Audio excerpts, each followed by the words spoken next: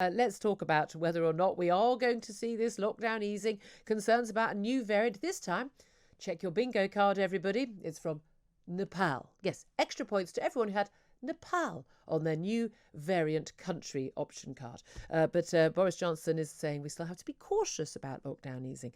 But do we? Professor Geoffrey Almond is former head of research for vaccines at pharmaceutical giant Sanofi and is a visiting professor at Oxford University. Good morning to you, Professor. Good morning. Thank you so much for joining us. I think an awful lot of people waking up this morning just have another sort of moment of here we are again, another lot of another variant being mentioned, this time from Nepal. I don't know what the epsilon. I don't remember. I don't know my Greek alphabet. What comes after epsilon? But also just this aren't we difficulty for businesses, for people planning holidays, just getting on with ordinary life, ditching the masks. Prime Minister says we still need to be cautious. Do we? Well, I think we should not overinterpret what he's saying. He's not saying he wants to delay the opening up further. He's just saying, let us see what the data tells us in the next week or so. As we move towards the 21st, if we have to adjust it, we will do. But I think he's cautiously optimistic, as indeed I am. Frankly, at this point, I'd be surprised if we really go into reverse. I see us lifting off, but he doesn't want to say that just yet, because the emergence of these variants is of course always of concern. The key is, how transmissible are they? And the big factor is, do any of them escape the immunity provided by the vaccination? Now, so far, they don't seem to, but they are more transmissible, which is why they take off. Yeah. And more transmissible actually just means a bigger R number. But if you control the R number by appropriate social distancing and, of course, vaccination, which is the critical thing to bring the R number down, then these things won't circulate. But we've got to keep up the vaccination effort, and we've got to be a little bit vigilant. And I think we all understand this need. Okay, if the vaccines are root out, and if a new variant emerges that the vaccine doesn't work on, and we already know with I'm sorry, I'm going to still use old terms, the Indian variant, it would appear that there's very strong evidence that you need to have two vaccines to have the sort of level of protection we would have had for previous variants, Kent and others, whereas just one would have largely been enough to give the majority of the support previously. Now you do need to have your second vaccine, which is why we're speeding up from 12-week delay to 8-week delay for over 50s, and I understand even many people in their 40s now are going to be looking at getting their vaccines earlier as well. And that's a really sensible approach to dealing with it. And the transmissibility can be dealt with by getting more people, younger people, vaccinated, of course. But we're still not in a situation where, look, let's face it, we haven't been since February, March.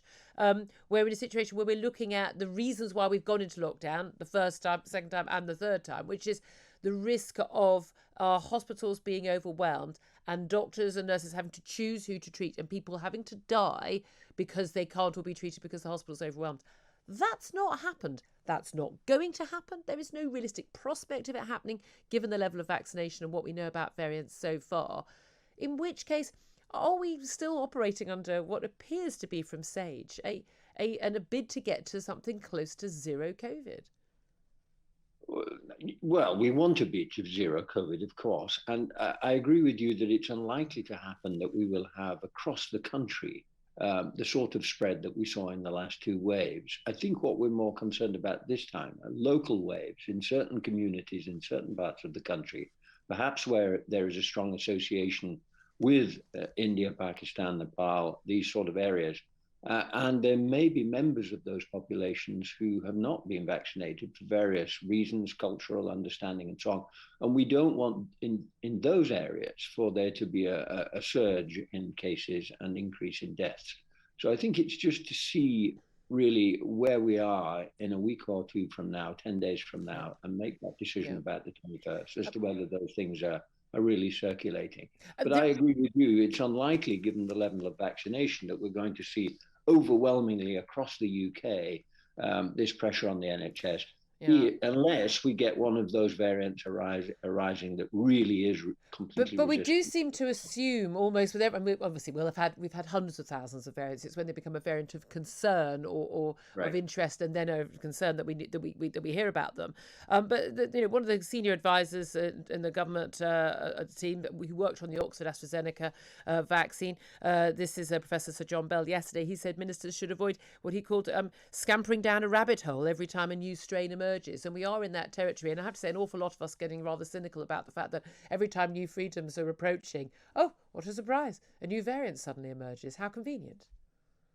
Well, I don't think we should be cynical. I don't think the government is running scared. I think they're trying to take a sensible approach. I listened to Matt Hancock's presentation yesterday in Oxford. John Bell was there, of course, and I think there is an understanding. John is just warning us that this virus is going to be around for quite a long time, maybe indefinitely. Yeah. There will be variants. We've got to keep on top of the vaccination strategy, boosters, perhaps new strains in the future. But we've got to return to normal in society as well. And I think that sort of pragmatic, cautious approach is what we need, and we need it from both government and of course the scientific establishment in providing the advice. But at the moment, I'm not alarmist, and I'm not cynical, and I'm optimistic with my background in vaccinology and virology, that all of this is going to work through satisfactorily by the end of June. A lot of the concern, of course, I mean, we know businesses, they need more than a week's notice to know whether they actually can take bookings, and social distancing. You're saying, oh, that's one of the ways we can keep these variants at bay. But of course, social distancing is what is stopping many businesses from staying afloat, from making a profit. They can only last so long. We've still got millions of people on furlough, being paid not to work, simply because they can't get the customers in. They don't need the staff. You're right. I mean, this is seen very much, I think, by many on Sage, many advisors working in the public sector. Of course, I mean, you've been, you were, at a pharmaceutical giant in the private sector, but a lot of people see this as almost an academic exercise and an armchair exercise. For millions of people in work in the private sector and hundreds of thousands of business owners, this is make or break time.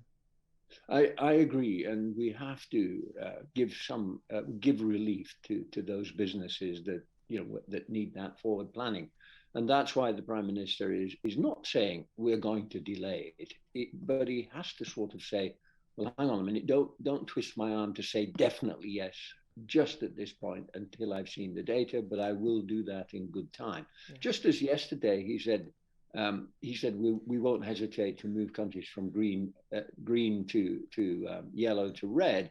And one commentator I heard on Sky News saying, there you are, he doesn't move them in the other direction. Actually, he didn't say he wouldn't move them in the other direction.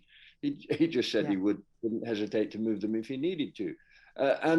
So let's not be overly pessimistic. When I talk about future social distancing too, I don't mean the sort of lockdown we've had, but I think there's a lesson here for our community and communities around the world. We've managed to contain corona. We used to go to work with sniffly noses, sneezing and spluttering all over our colleagues and spread flu around in the winter. Surely we've learned the lesson that we shouldn't do that. We should work from home, or if we have to go out and we have got a sneeze or a snuffle, rather like some of our friends in the Far East have been doing for many years, we should wear a mask, and we should get used to that. And but this should be voluntary. I mean, you got to remember, you'll get paid when you work from home.